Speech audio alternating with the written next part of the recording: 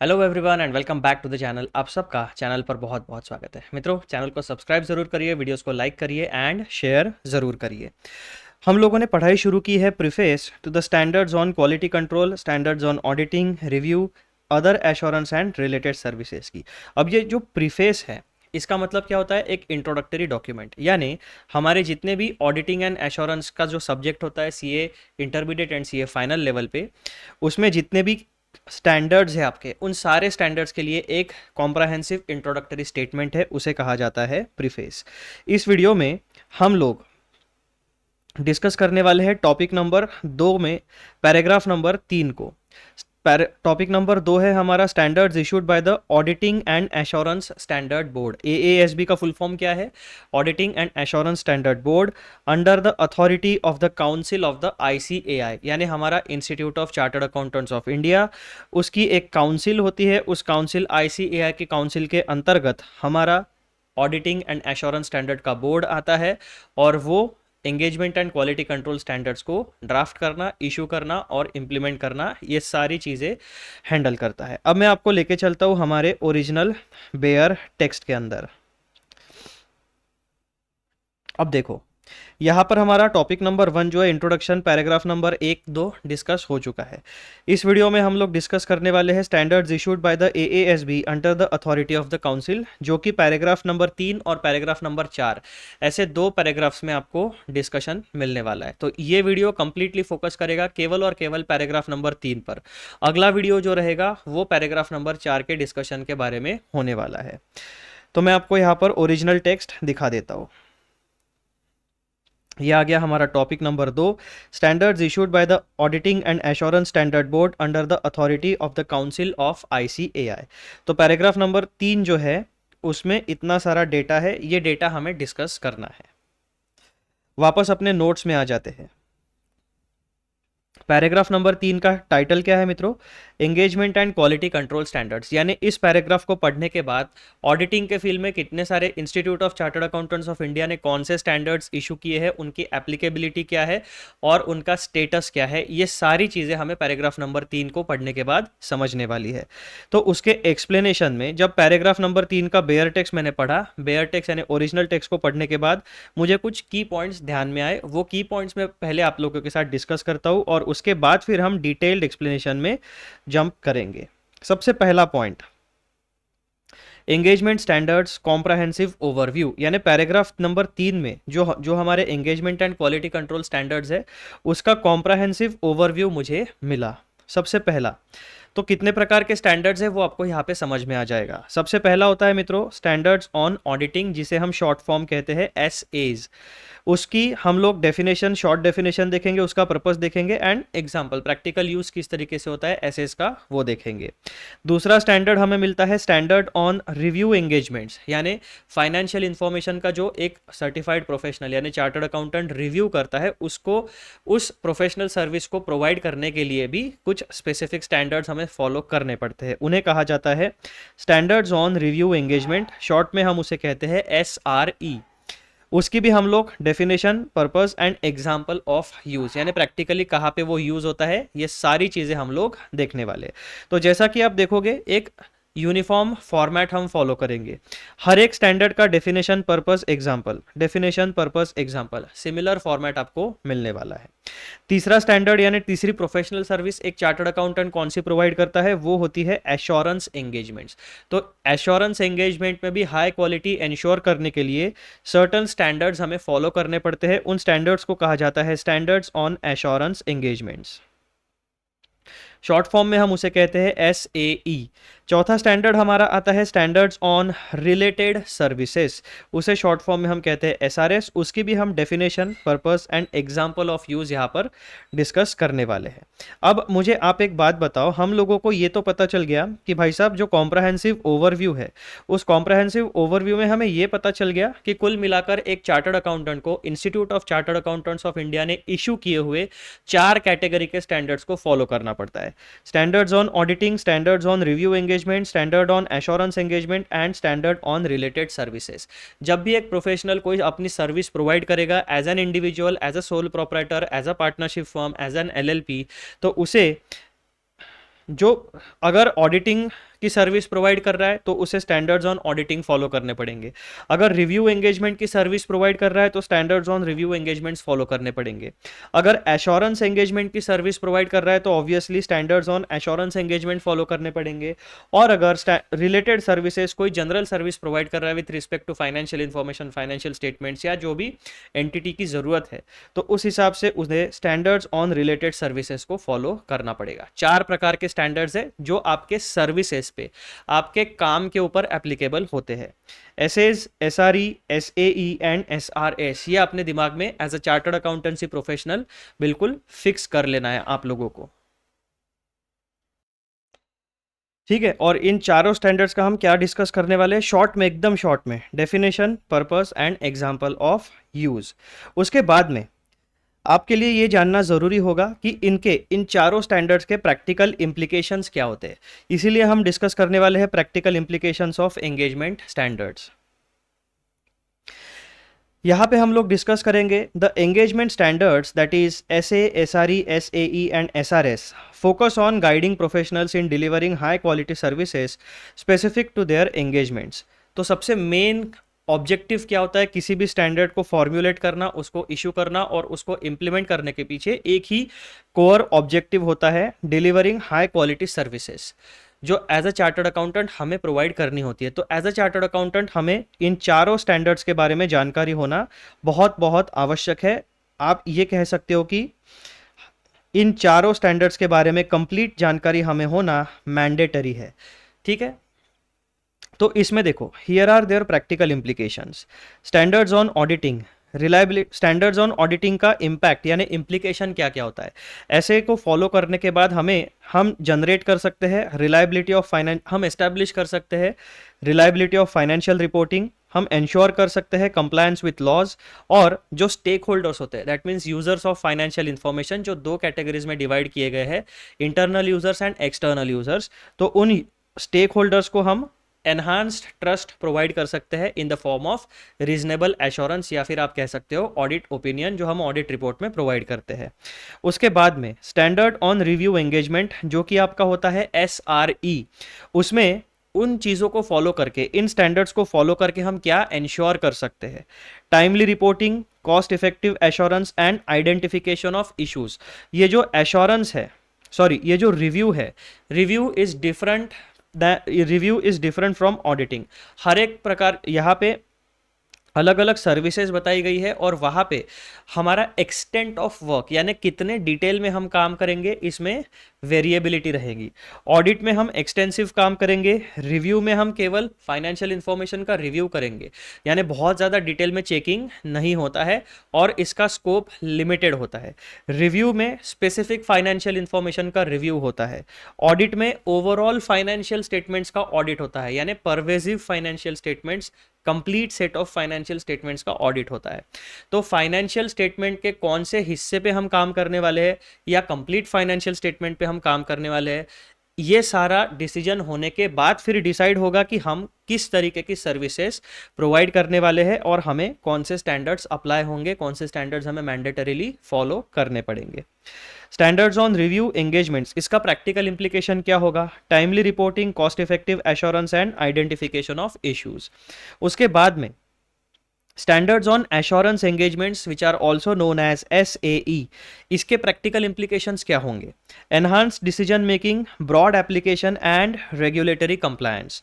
Standards on related services shortly known as SRS, इसके practical implication क्या होने वाले हैं, customization for client needs, practical insights and efficiency. तो ये सारे का सारा डिस्कशन हम लोग पैराग्राफ नंबर 3 के बारे में करने वाले हैं। अब मैं आपको वापस लेके चलता हूँ हमारे डिटेल्ड नोट्स में।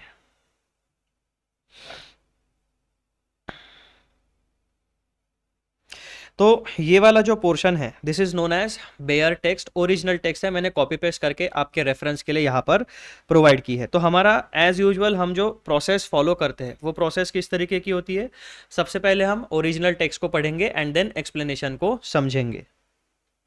पैराग्राफ नंबर 3 का टाइटल है engagement and quality control standards.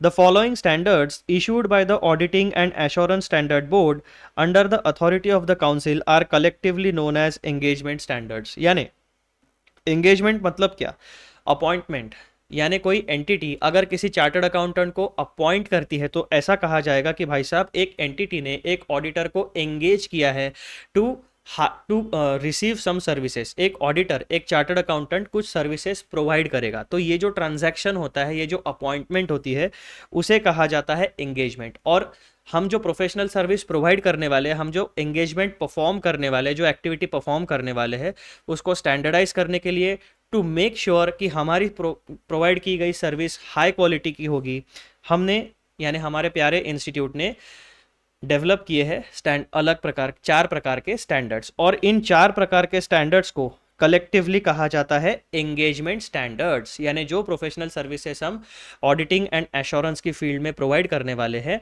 उन प्रोफेशनल सर्विसेज को एक स्टैंडर्डाइज फॉर्मेट में लाने के लिए to make sure they are of high quality, ये 4 प्रकार के स्टैंडर्ड्स हमें पता होने चाहिए। The following standards issued by the Auditing and Assurance Standard Board under the authority of the Council are collectively known as engagement standards। तो आपको कुल मिलाकर पांच स्टैंडर्ड्स होते हैं। 4 स्टैंडर्ड्स कौन से? SA, SRE, SAE and related services, ये 4 आपके एंगेजमेंट स्टैंडर्ड्स हो गए। और 5वां स्टैंडर्ड आपका होता है स्टैंडर्ड ऑन क्वालिटी कंट्रोल। तो वो आपका एंगेजमेंट स्टैंडर्ड नहीं होता है, वो आपके फर्म को अप्लाई होगा, आपके फर्म के इंटरनल पॉलिसीज को अप्लाई होगा, इंटरनल कंट्रोल्स को अप्लाई होगा टू मेक श्योर कि जो चार्टर्ड अकाउंटेंसी फर्म है, उस फर्म के अंदर जो काम होता है वो क्वालिटी मेंटेन करके हो, वो स्टैंडर्डाइज फॉर्मेट में हो। तो SQC आपके फर्म लेवल पे अप्लाई होगा।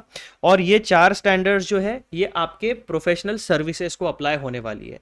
ये बेसिक डिफरेंस है एंगेजमेंट स्टैंडर्ड्स में और स्टैंडर्ड ऑन क्वालिटी कंट्रोल में। तो कौन से स्टैंडर्ड्स है हमारे पास? Standards on auditing, that is SAs, to be applied in the audit of historical financial information. अब ये हिस्टोरिकल फाइनेंशियल इंफॉर्मेशन क्या होती है, तो मैं आपको बता देता हूं। As a chartered accountancy student आपको एक डायग्राम हमेशा पता होनी चाहिए।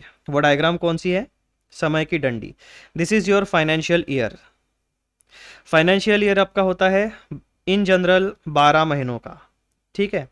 तो ये हो गया आपका फाइनेंशियल ईयर, ये हो गया आपका पास्ट पीरियड, और ये हो गया आपका फ्यूचर पीरियड, ठीक है। तो हिस्टोरिकल फाइनेंशियल इंफॉर्मेशन मतलब क्या कि जो एंटिटी होती है वो इन 12 महीनों के दौरान अपना यूजुअल बिजनेस कंडक्ट करती है, यानी फाइनेंशियल ट्रांजैक्शंस को कंडक्ट करती है। उन फाइनेंशियल ट्रांजैक्शंस के सोर्स डॉक्यूमेंट जनरेट करती है। सोर्स डॉक्यूमेंट में सारा का सारा डेटा रिकॉर्ड किया जाता है और उन रिकॉर्ड्स को अकाउंटिंग की प्रोसेस के थ्रू पास किया जाता है और बाद में हमारा अकाउंटिंग डेटा जनरेट होता है। अकाउंटिंग डेटा जनरेट होने के बाद फिर हमारा trial balance and financial statements ready होते हैं। तो ये सारा का सारा जो कच्चा चिट्टा होता है वो इन 12 महीनों का होता है। लेकिन जब भी कोई ऑडिटर काम शुरू करता है तो वो इस ईयर के दौरान काम नहीं करता। हम स्टैट्यूटरी ऑडिट की बात करें, हम इंटरनल ऑडिट की बात यहां पर फिलहाल नहीं कर रहे हैं, हम स्टैट्यूटरी ऑडिट की बात कर रहे हैं, ठीक है। 2 अलग अलग ऑडिट्स होते हैं। तो क्या होता है कि भाई साहब ऑडिटर जो है ये इन 12 महीनों के दौरान तो वो फर्म में प्रेजेंट नहीं होता है। ऑडिटर की एंट्री हमेशा होगी 31 मार्च के बाद, यानी फाइनेंशियल ईयर समाप्त होने के बाद। जब पूरा का पूरा फाइनेंशियल स्टेटमेंट रेडी हो जाएगा तब वो फाइनेंशियल स्टेटमेंट एक ऑडिटर को प्रोवाइड किया जाता है और फिर वो ऑडिटर देखता है कि भाई साहब पिछले 12 महीनों का यानी नेक्स्ट फाइनेंशियल यहाँ पर कहीं पर ऑडिट होगा और हम पास्ट में जो डेटा इन 12 महीनों का जो डेटा एंटिटी ने जनरेट किया है हम उसको क्रॉस वेरीफाई करते हैं। और इसीलिए कहा जाता है कि जो हमारे स्टैंडर्ड्स ऑन ऑडिटिंग है वो हमेशा हिस्टोरिकल फाइनेंशियल इंफॉर्मेशन को अप्लाई होने वाले। क्यों? क्योंकि हम चेक ही हिस्टोरिकल फाइनेंस पास्ट में हुए ट्रांजैक्शंस को हम क्रॉस वेरीफाई करने वाले हैं। तो ये सिंपल एक लॉजिक मैंने आपको बता दिया। उसके बाद वापस आते हैं हम लोग, दूसरा स्टैंडर्ड हमारे पास है standards on review engagement to be applied in the review of historical financial information. तो यहाँ पर आप देखो सब्जेक्ट मैटर क्या है हमारा ऑडिटिंग में, historical financial information. Review engagement में हमारा सब्जेक्ट मैटर क्या है? Historical financial information. अब यहाँ पे ऑडिट एंड रिव्यू, इन दोनों प्रोसेसेस में फ़र्क होता है, इन दोनों प्रोफेशनल सर्विसेज में फ़र्क होता है। ऑडिट में हम रीजनेबल एश्योरेंस जनरेट करते हैं, एश्योरेंस में हम लो लेवल यानी जो रीजनेबल एश्योरेंस होता है उससे थोड़ा कम लेवल का एश्योरेंस जनरेट करते हैं, ठीक है। रिव्यू एंगेजमेंट्स में हम लोग बहुत ज़्यादा डिटेल में काम नहीं करते, ऑडिटिंग एंगेजमेंट्स में हम लोग एक्सटेंसिव काम करते हैं। तीसरा स्टैंडर्ड हमारे पास क्या होता है? Standards on assurance engagements to be applied in assurance engagements other than audits and review of historical financial information. यानी एश्योरेंस एंगेजमेंट जो होती है वो रिव्यू एंगेजमेंट और ऑडिटिंग इन दोनों सर्विसेज से अलग होती है। और ये एश्योरेंस एंगेजमेंट स्टैंडर्ड्स जो होते हैं वो आपके अप्लाई होने वाले, यहाँ पर भी सब्जेक्ट मैटर जो होता है हमारा फाइनेंशियल इंफॉर्मेशन होता है, लेकिन यहाँ पर ये जो एश्योरेंस है यहाँ पर केवल और केवल हिस्टोरिकल फाइनेंशियल इंफॉर्मेशन तक हमारी सर्विसेज यानी स्कोप लिमिटेड नहीं है। Point number D, standards on related services, that is SRS, to be applied to engagement involving application of agreed upon procedures to information, compilation engagements and other related services engagements as may be specified by the ICAI। अब related services मतलब क्या? Auditing, review and assurance को छोड़ के जो भी काम entity को फाइनेंशियल इंफॉर्मेशन से रिलेटेड करवाना होगा वो सारा का सारा काम आएगा रिलेटेड सर्विसेज में। ए, बी और सी को छोड़ के जितना भी काम बचता है रिलेटिंग टू फाइनेंशियल इंफॉर्मेशन वो सारा का सारा आने वाला है आपका रिलेटेड सर्विसेज में। क्यों? क्योंकि जो चार्टर्ड अकाउंटेंट होता है वो आपका पूरा का पूरा फाइनेंशियल इंफॉर्मेशन के साथ ही इन जनरल काम करता है या फिर रेगुलेटरी कंप्लायंस के साथ काम करता है। तो मित्रों, पैराग्राफ नंबर 3 में केवल और केवल आपको क्या बताया गया है कि भाई साहब कौन से स्टैंडर्ड्स है और उनकी एप्लीकेबिलिटी कहाँ पर है, ये बेसिक आपको बेयर टेक्स्ट में बताया गया है। उसके बाद अब हम लोग एक्सप्लेनेशन की तरफ आते हैं। एक्सप्लेनेशन के साथ साथ मैंने आपके लिए कुछ एक्स्ट्रा बातें बना के रखी है, वो हम लोग देखेंगे एक्सप्लेनेशन 1 में, और सीरियल नंबर 2 में मैंने एक छोटी सी समरी डायग्राम बना के रखी है आप लोगों के लिए, वो at the end of the explanation, यानी एक्सप्लेनेशन हमारा पूरा होने के बाद फिर वो समरी डायग्राम हम लोग देखने वाले हैं। तो आ जाओ अब हम लोग जंप करते हैं हमारे एक्सप्लेनेशन के ऊपर। Point number 1, engagement standards, comprehensive overview. The standards collectively referred to as engagement standards issued by the Auditing and Assurance Standard Board under the authority of the ICAI Council are categorized into 4 distinct types। Engagement standards 4 distinct प्रकार के होते हैं। Each type serves a specific purpose within the domain of auditing, review, assurance and related services। एक chartered accountant 4 प्रकार की services दे सकता है। कौन सी? Auditing, review, assurance and related services. तो जो 4 स्टैंडर्ड्स हमारे हैं वो अप्लाई होते हैं auditing standards, review standards, assurance standards and related standards के नाम से। सबसे पहला स्टैंडर्ड्स ऑन ऑडिटिंग, उसकी एकदम शॉर्ट डेफिनेशन दी है मैंने। These standards are applied in audit of historical financial information। Purpose क्या होता है स्टैंडर्ड्स ऑन ऑडिटिंग का? To ensure accuracy, transparency and reliability in financial audits by providing guidance on how audits are to be planned, performed and reported। तो ये जो standards on auditing है इसका objective क्या होता है?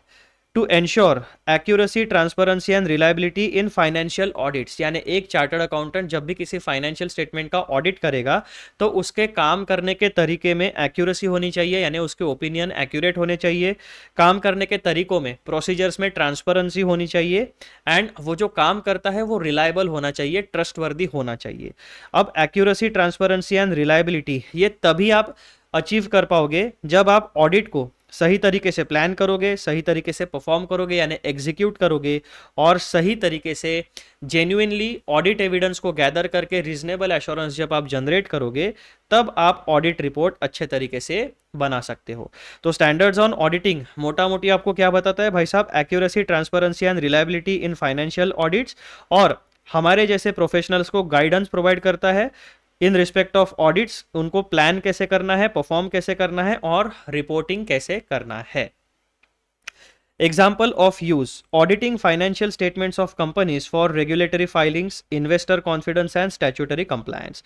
यानी एसेस को फॉलो करके हम लोग क्या अचीव कर सकते हैं, रेगुलेटरी फाइलिंग्स, यानी जो रूल्स एंड रेगुलेशंस होते हैं, जैसे कंपनी एक्ट के कोई कंप्लायंसेस होंगे, इनकम टैक्स एक्ट में रिटर्न्स भरने पड़ते हैं, जीएसटी के रिटर्न्स भरने पड़ते हैं, कंपनी अगर आपकी मैन्युफैक्चरिंग होगी तो फैक्ट्री लॉस फॉलो करने पड़ेंगे, पीएफ, ग्रेचुटी, बहुत सारे कंप्लायंसेस होते हैं, तो वो आपके रेगुलेटरी फाइलिंग्स के कैटेगरी में आ जाते हैं। इन्वेस्टर कॉन्फिडेंस, इन्वेस्टर को कॉन्फिडेंस यानी क्या, ऑडिट रिपोर्ट में रीजनेबल एश्योरेंस आना चाहिए कि भाई साहब financial statements true and fair view reflect करते हैं या नहीं करते हैं। एंड स्टैट्यूटरी कंप्लायंस, अगर कोई स्टैट्यूट उसे एप्लीकेबल है, फॉर एग्जांपल कंपनी लॉ, अगर पार्टनरशिप फर्म है तो पार्टनरशिप एक्ट अप्लाई रहेगा, अगर एलएलपी है तो limited liability partnership act applicable रहेगा, अगर एलएलसी है तो लिमिटेड लायबिलिटी कंपनी वाले प्रोविजंस एप्लीकेबल रहेंगे। तो इस तरीके से आपको स्टैट्यूटरी कंप्लायंसेस भी देखने पड़ेंगे। तो ये सारा का सारा जो डोमेन होता है वो आता है आपका स्टैंडर्ड्स ऑन ऑडिटिंग के अंदर। तो आपको अपनी सर्विसेज को अच्छे तरीके से प्रोवाइड करने के लिए standards on auditing guidance provide करते हैं in the context of how to plan the audit, how to perform the audit and how to generate audit report. ठीक है भाई साहब। सेकंड वाला स्टैंडर्ड देखो, स्टैंडर्ड्स ऑन रिव्यू एंगेजमेंट, जो कि SRE शॉर्ट फॉर्म में भी जाने जाते हैं। अब SRE की डेफिनेशन क्या आती है देखो, these are applied in review of historical financial information which is less extensive than full audit। तो यहाँ पर एक बेसिक डिफरेंस होता है, ऑडिट में हम क्या करते हैं, complete set of financial statements को क्रॉस वेरीफाई करते हैं, लेकिन रिव्यू एंगेजमेंट में वैसा नहीं होता है। रिव्यू एंगेजमेंट में हमारा जो अपॉइंटमेंट लेटर मिलेगा उसमें स्पेसिफिकली बताया हुआ रहेगा कि फाइनेंशियल स्टेटमेंट में कौन सा एस्पेक्ट हमें रिव्यू करना है। फॉर एग्जांपल फाइनेंशियल स्टेटमेंट में 4 मेजर कैटेगरीज होती है, income, expense, asset, liability, 4 broad categories होती है, इससे ऊपर कोई कैटेगरी नहीं होती है। उसके बाद में और क्या होता है, कैश फ्लो स्टेटमेंट होता है आपका, उसके बाद में आपका डायरेक्टर्स का स्टेटमेंट होगा या बोर्ड ऑफ डायरेक्टर्स की जो भी रिपोर्ट होगी वो होगी। फिर क्या होगा, आपका नोट्स होंगे, शेड्यूल्स टू अकाउंट्स होंगे। फाइनेंशियल स्टेटमेंट्स में आपका P&L, balance sheet, notes to account, schedules, cash flow statement, fund flow statements और जो भी बोर्ड ऑफ डायरेक्टर्स की रिपोर्ट होगी वो। तो इसे आपका कहा जाता है complete set of financial statements. Review engagement में स्पेसिफिकली लिखा हुआ रहेगा कि भाई साहब आपको एसेट का रिव्यू करना है। अब एसेट में भी कंप्लीट एसेट्स का रिव्यू करना है या केवल फिक्स्ड एसेट का रिव्यू करना है या इंटेंजिबल एसेट का रिव्यू करना है, तो स्पेसिफिकली मेंशन रहेगा कि आपका स्कोप ऑफ वर्क क्या है अंडर द रिव्यू एंगेजमेंट्स। तो जब रिव्यू का हम काम करते हैं तो ऑडिट के जैसा एक्सटेंसिव काम नहीं होता है, वो थोड़ा कम एक्सटेंसिव काम होता है, स्कोप ऑफ वर्क लिमिटेड होता है, complete set of financial statements में वो अप्लाई नहीं होता है। देन रिव्यू एंगेजमेंट का पर्पस क्या होता है, to provide limited assurance that financial information is free from material misstatements primarily through inquiry and analytical procedures। ठीक है भाई साहब। उसके बाद में example of use, quarterly financial reviews required by regulatory authorities. अब बहुत सारी ऐसी एंटिटीज होती है कि भाई साहब उनको क्वार्टरली रिव्यू देना पड़ता है, तो ऐसे केसेस में एक चार्टर्ड अकाउंटेंट्स की सिग्नेचर काम में आती है, रिव्यू एंगेजमेंट के लिए उन्हें हायर किया जा सकता है। तीसरा स्टैंडर्ड हमारा कौन सा होता है, standards on assurance engagement, short form है उसका SAE। डेफिनेशन क्या है एश्योरेंस एंगेजमेंट वाले स्टैंडर्ड्स की, this standards are designed for assurance engagements other than audits और reviews of historical financial information. यानी ये जो एश्योरेंस के जितने भी काम होते हैं ये ऑडिट और रिव्यू के अलावा काम होगा। ठीक है, ऑडिट और रिव्यू और एश्योरेंस सर्विसेज, इन तीनों में डिफरेंस है। ऑडिट कंप्लीटली एक्सटेंसिव काम होगा, रिव्यू थोड़ा सा कम काम यानी लेस एक्सटेंसिव काम होगा, और एश्योरेंस जो है वो और एकदम बहुत ही कम काम होगा। ठीक है, These standards are designed for assurance engagements other than audit or review of historical financial information। अब assurance standards का purpose क्या होता है, to provide reasonable or limited assurance on subject matters like sustainability reports, compliance reports और internal controls। तो ये इसका assurance engagements का डोमेन, जनरल एग्जांपल्स मैंने आपको दिए, सस्टेनेबिलिटी रिपोर्ट, कंप्लायंस रिपोर्ट और इंटरनल कंट्रोल्स। यहाँ पर एश्योरेंस एंगेजमेंट जो होती है, यहाँ पर आप एग्जांपल में देखो कि इन जनरल इंटरनल कंट्रोल्स या इंटरनल रिपोर्ट्स के ऊपर उसका ज़्यादा फोकस होता है। स्टैट्यूटरी कंप्लायंसेस या रेगुलेटरी कंप्लायंसेस या बाहरी कंप्लायंसेस से बहुत ज़्यादा रिलेशन एश्योरेंस एंगेजमेंट्स जनरली नहीं रखती है। Example of use, certifying compliance with specific regulatory requirements or providing assurance on non-financial information such as ESG। ESG का फुल फॉर्म क्या होता है? Environmental, social and governance matrix. तो बहुत सारे अलग अलग रिपोर्ट्स होते हैं जो नॉन फाइनेंशियल डेटा होता है, उसके लिए भी एश्योरेंस जनरेट आप कर सकते हो एज अ चार्टर्ड अकाउंटेंट, लेकिन आपको उसके बारे में नॉलेज होना चाहिए। ऐसा नहीं है कि साइनिंग अथॉरिटी है तो कोई भी अंधाधुन आपने रिपोर्ट साइन कर दी, नहीं। अगर आप काम कर रहे हो तो आपको उस काम के डिटेल्स पता होने चाहिए, आपके पास सर्टन अमाउंट ऑफ एक्सपर्टीज होनी चाहिए। चौथा स्टैंडर्ड हमारा कौन सा आता है? Standards on related services. Related services वाले स्टैंडर्ड्स की डेफिनेशन क्या है? These standards apply to engagements involving tasks such as agreed upon procedures, compilation engagements and other specified related services। यानी completely different domain है। Audit का complete domain financial information है, historical financial information। Review engagements का भी complete domain historical financial information है। Assurance engagement का domain non financial information कहा जा सकता है, और related services में वो पास्ट इंफॉर्मेशन भी हो सकती है, करंट फाइनेंशियल इंफॉर्मेशन भी हो सकती है, या प्रोजेक्टेड फाइनेंशियल इंफॉर्मेशन भी हो सकती है। एग्जाम्पल ऑफ यूज क्या है रिलेटेड सर्विसेज का? Verifying inventory levels using agreed upon procedures, या जैसे हम स्टॉक ऑडिट कहते हैं या इन्वेंट्री ऑडिट कहते हैं।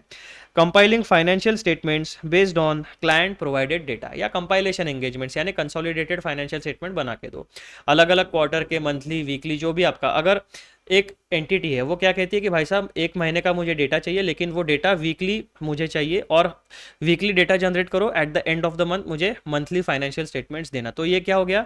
आप 4 वीक का डेटा क्या करोगे? कंपाइल करोगे, and at the end of the month आप एक कंपाइलेशन यानी कंपाइल्ड डेटा एंटिटी को प्रेजेंट करोगे। तो ऐसे बहुत सारे छोटी मोटी सर्विसेज होती है जो एज अ चार्टर्ड अकाउंटेंट आप प्रोवाइड कर सकते हो। तो आई गेस आपको ये 4 प्रकार के जो सर्विसेज है, auditing, review, assurance and related services, इसका कॉम्प्रहेंसिव ओवरव्यू अभी आपके दिमाग में फिक्स हो गया कि 4 अलग अलग प्रकार के सर्विसेज है। उन सर्विसेज में हाई क्वालिटी एंश्योर करने के लिए 4 अलग अलग कैटेगरी के स्टैंडर्ड्स बनाए गए हैं, वो उस डोमेन में एप्लीकेबल होते हैं। अब ये जो 4 कैटेगरी के स्टैंडर्ड्स है, इनका प्रैक्टिकल इंप्लीकेशन क्या है? Practical implication of engagement standards. The engagement standards SA, SRE, SAE and SRS, इनका फोकस क्या है? These engagement standards focus on guiding professionals in delivering high quality services specific to their engagements। यानी entity and एक chartered accountant, इन दोनों के बीच में किस तरीके का अपॉइंटमेंट लेटर फाइनलाइज हुआ है, उसके बेसिस के ऊपर क्या होगा? डिसाइड होगा कि आपको कौन से प्रकार के एंगेजमेंट स्टैंडर्ड्स एप्लीकेबल होने वाले हैं। Here are their practical implications. Standards on auditing. अगर आपको ऑडिटिंग के लिए हायर किया जाता है तो उसका प्रैक्टिकल इम्प्लीकेशन क्या होगा? रिलायबिलिटी ऑफ फाइनेंशियल रिपोर्टिंग, आपको ऐसे फॉलो करने पड़ेंगे, यानी स्टैंडर्ड्स ऑन ऑडिटिंग फॉलो करने पड़ेंगे। स्टैंडर्ड्स ऑन ऑडिटिंग फॉलो आप क्यों करोगे? To generate reliability of financial reporting, to establish reliability of financial reporting. Provides confidence to stakeholders by ensuring financial statements are free from material misstatements। मतलब क्या?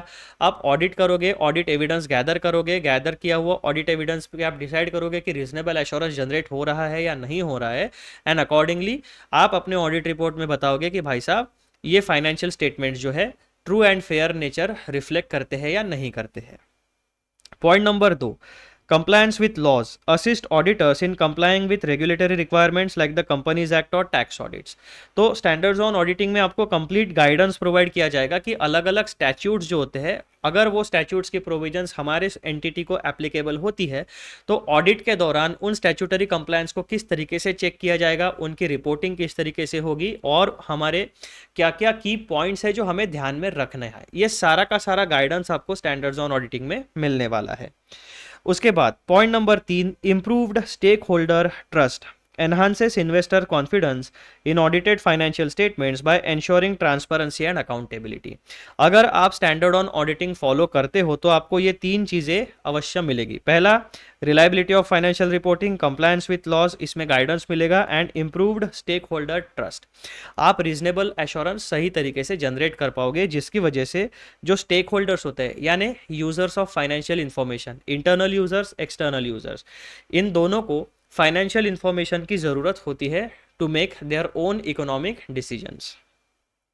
तो मित्रों, standards on auditing के ये 3 practical implications है। उसके बाद में दूसरी कैटेगरी हमारे पास क्या आती है? Standards on review engagement. इसके प्रैक्टिकल इम्प्लीकेशंस क्या है? Timely reporting enables entities to meet interim reporting requirements effectively as reviews are less detailed than audits. अब जब हम रिव्यू करते हैं तो हर बार जैसे हम क्या हमारा आप एकदम सिंपल है, पढ़ाई से आप कंपेयर करो, आप क्या करते हो जब डिटेल स्टडी करते हो, सबसे पहले आप डिटेल स्टडी करते हो तो उसे आप ऑडिट मान सकते हो, ठीक है, एकदम डिटेल आप स्टडी कर रहे हो, फिर आप क्या करते हो वो कॉन्सेप्ट आप क्या चाहते हो कि वो कॉन्सेप्ट हमारे दिमाग में रिफ्रेश होती रहे, तो आप क्या करोगे रिव्यू करते रहोगे। फॉर एग्जांपल अगर आपका इनकम टैक्स या जीएसटी या इनडायरेक्ट टैक्सेस का सब्जेक्ट है तो आप क्या करोगे, अगर आपने 6 महीने पहले क्लासेस लिए, आपका 6 महीने बाद में अटेम्प्ट है, तो आप क्या करोगे भाई साहब, आपका पूरा का पूरा डिटेल स्टडी करके रखोगे और फिर आप रिव्यू करते रहोगे कौन से अमेंडमेंट्स आए हैं, आपको क्या लेटेस्ट अमेंडमेंट को चेक करना है, और फिर करंट स्टेटस आप अपना ड्रॉ करोगे एग्जाम के पहले कि भाई साहब ये सारे अमेंडमेंट्स है, ये मेरे कोर कॉन्सेप्ट्स है, these are the amendments, so core concepts plus amendments इन दोनों को मिला के मेरा फाइनलाइजेशन हो रहा है पूरे के पूरे सब्जेक्ट का। तो सिमिलरली यहाँ पर आप रिव्यू एंगेजमेंट को इस तरीके से कंपेयर कर सकते हो। Cost effective assurance provides a practical solution for clients who need limited assurance without undergoing full audit. अब बहुत बार क्या होता है, अलग अलग प्रकार के सर्टिफिकेट्स लगते हैं, कभी बैंक कोई सर्टिफिकेट मांग लेती है, कभी कोई और एंटिटी कोई और रेगुलेटरी अथॉरिटी सर्टिफिकेट मांग लेती है, तो वो सर्टिफिकेशन है ना लिमिटेड एश्योरेंस, एक चार्टर्ड अकाउंटेंट एक सर्टिफिकेट देता है कि भाई साहब ये इनके एसेट है, ये अमाउंट है, ये इनके बुक्स ऑफ अकाउंट्स में मिलती है और मैंने फिजिकली चेक किया, दोनों इन्फॉर्मेशन मैच होती है, नया सर्टिफाइड लिमिटेड एश्योरेंस मैंने दे दिया। तो बहुत सारे ऐसे छोटे मोटे सर्टिफिकेट्स लिमिटेड एश्योरेंस के engagements as a chartered accountant आपको फुलफिल करने के लिए अपॉर्चुनिटी मिलेगी, वहाँ पर भी आपके रिव्यू एंगेजमेंट वाले स्टैंडर्ड्स एप्लीकेबल होने वाले हैं। Identification of issues helps in identifying significant misstatements early in the financial reporting cycle. तो standards on review engagement के ये 3 practical implications है, ये 3 benefits हमें मिलते हैं। तीसरा स्टैंडर्ड हमारा है दोस्तों स्टैंडर्ड्स ऑन एश्योरेंस एंगेजमेंट। इसके प्रैक्टिकल इम्प्लीकेशंस क्या है, enhanced decision making, provides assurance on non-financial matters such as compliance or ESG reporting, aiding informed decision making. अब ये ESG का फुल फॉर्म क्या है आपका, environmental social and governance report. तो एनहांस यानी डिसीजन मेकिंग में आप एक एंटिटी को डिसीजन मेकिंग में मदद कर सकते हो।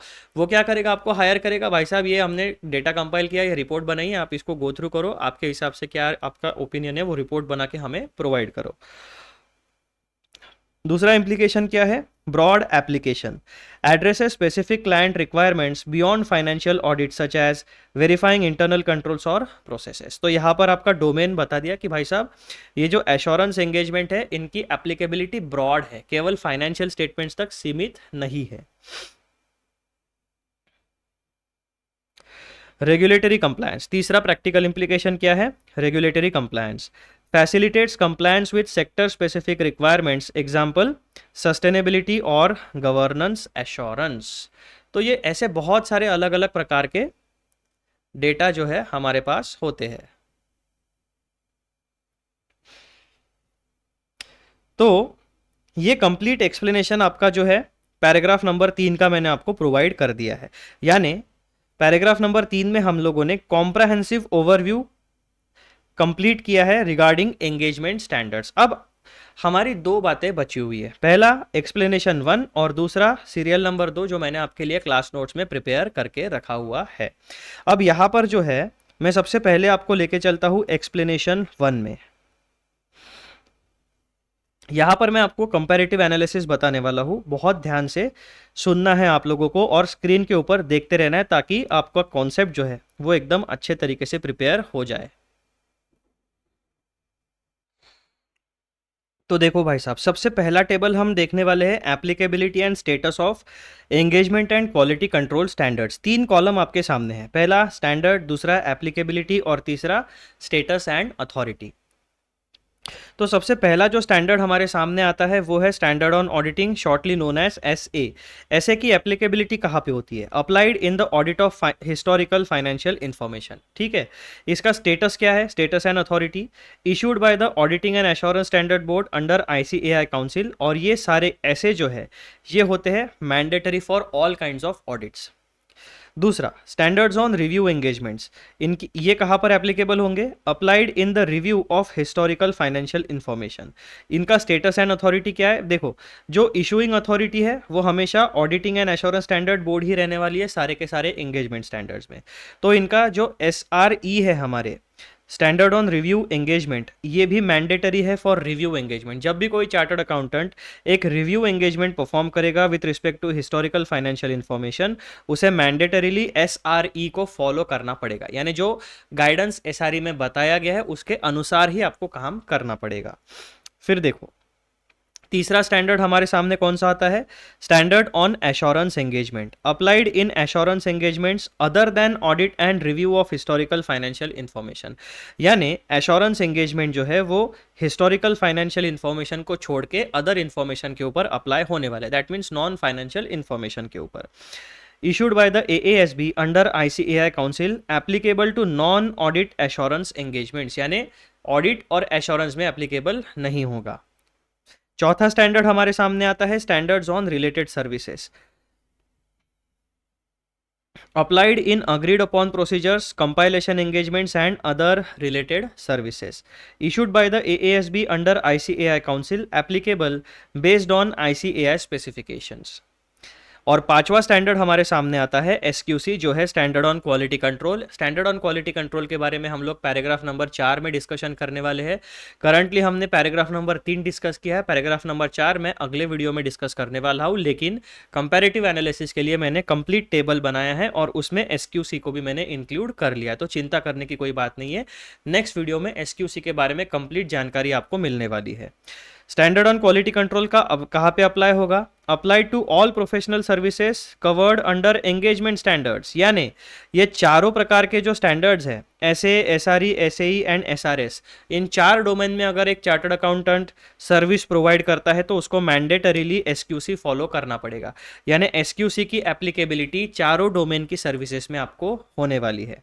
Applied to all professional services covered under engagement standards, issued by AASB under ICAI Council, mandatory for firms providing these services, यानी जो भी CA firm auditing review assurance and related services provide करेगी उसे SQC 1 फॉलो करना पड़ेगा। ठीक है, ये बेसिक चीज़ आपको मैंने टेबल में कंपैरेटिव एनालिसिस बता दिया। अब मैं आपको कुछ इंपॉर्टेंट पॉइंट बताना चाहता हूँ जो आपको कंसिडर करने होंगे। Point number A, engagement standards which include SA, SRE, SAE and SRS specify requirements for different types of professional engagements, यानी जो प्रोफेशनल सर्विस आप दोगे उस प्रोफेशनल सर्विस में ये एंगेजमेंट स्टैंडर्ड्स एप्लीकेबल होने वाले हैं।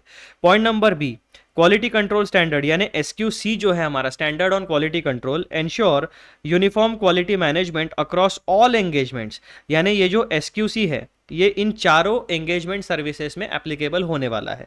चाहे आप ऑडिट की सर्विस प्रोवाइड करो, चाहे आप SRE करो, या इसमें से कोई भी सर्विस या कॉम्बिनेशन में चारों सर्विसेज दे दोगे तो भी आपकी CA फर्म को SQC मैंडेटरीली फॉलो करना पड़ेगा। Point number C, all standards are issued by AASB यानी auditing and assurance standard board under the authority of the ICAI Council and are mandatory wherever applicable.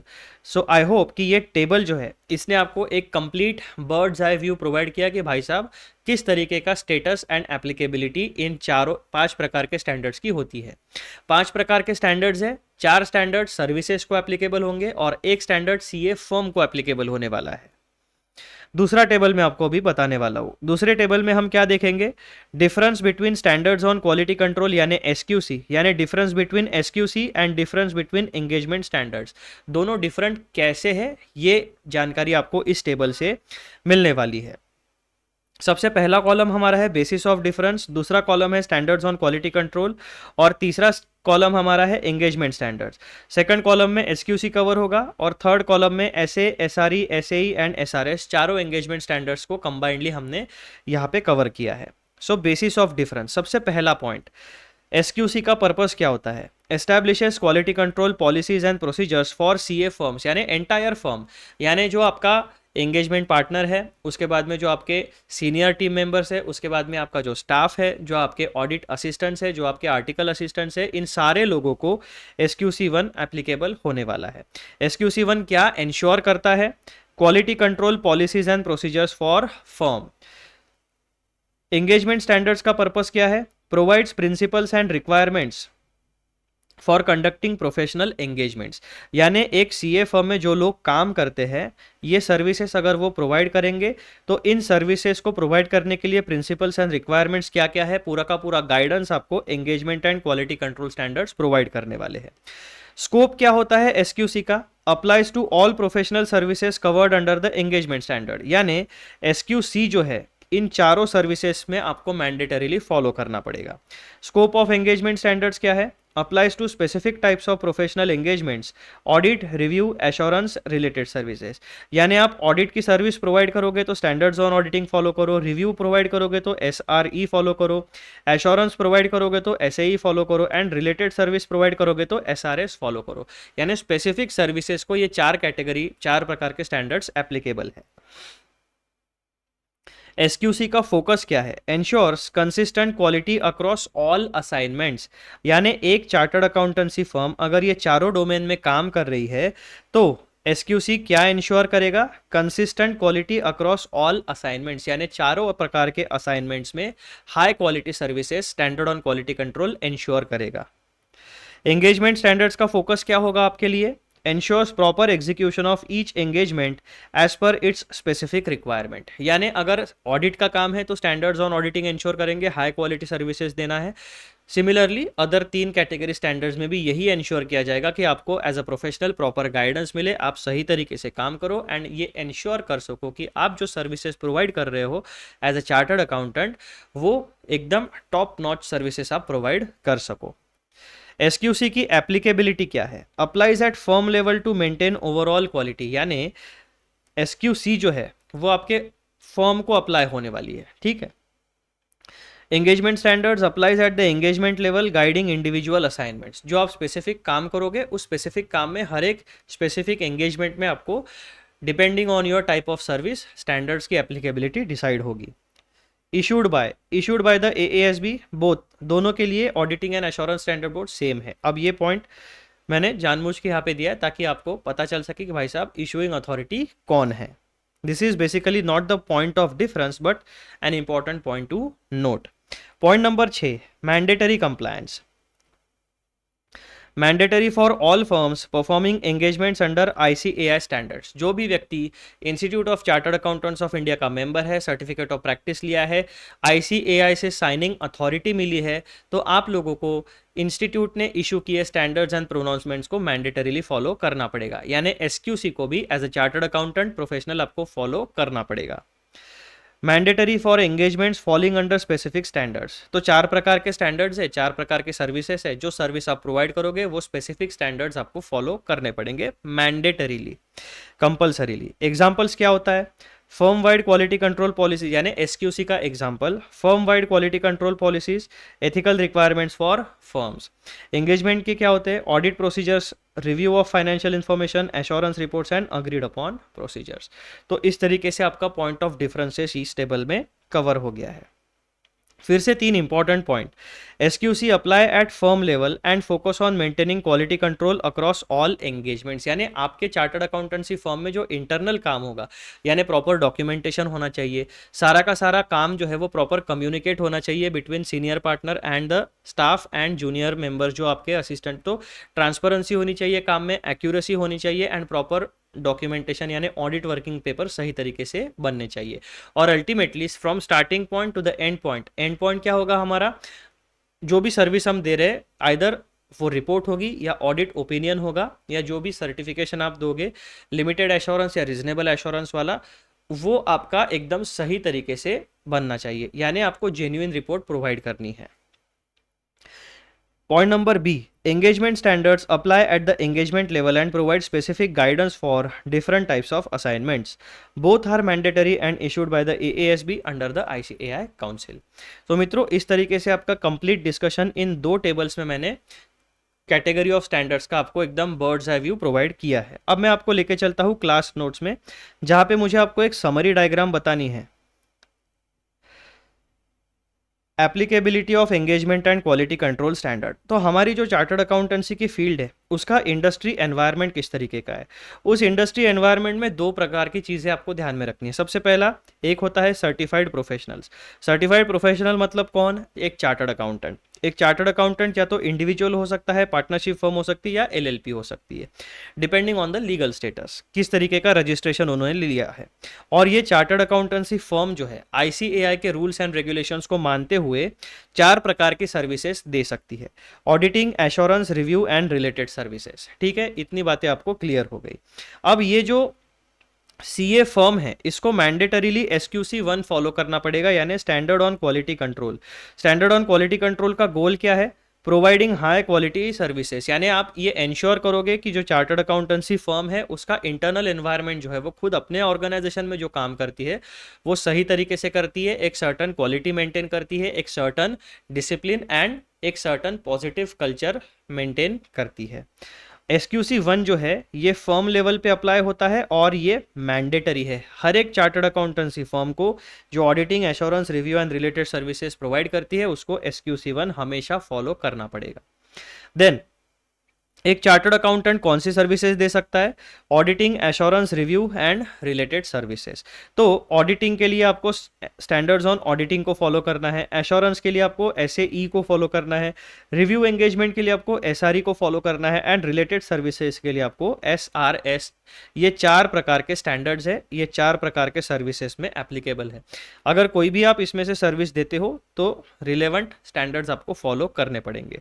Total 4 प्रकार के engagement standards है और एक standard हमारा होता है जो फर्म में अप्लाई होता है। तो कुल मिलाकर 5 कैटेगरी के आपके स्टैंडर्ड्स है ऑडिटिंग वाले सब्जेक्ट में। अब ये जो 4 एंगेजमेंट स्टैंडर्ड्स है ये फाइनेंशियल स्टेटमेंट लेवल या फिर आपके सर्विस लेवल पे एप्लीकेबल होने वाले हैं, और ये चारों के चारों स्टैंडर्ड जो है ये भी आपके लिए मैंडेटरी नेचर के हैं। तो मित्रों इस तरीके से हमारा पैराग्राफ नंबर 3 जो है टॉपिक नंबर 2 में standards issued by the AASB under the authority of the council, paragraph number 3 का कंप्लीट डिस्कशन हमारा इस वीडियो में समाप्त होता है। अगले वीडियो में हम लोग डिस्कस करने वाले हैं पैराग्राफ नंबर 4।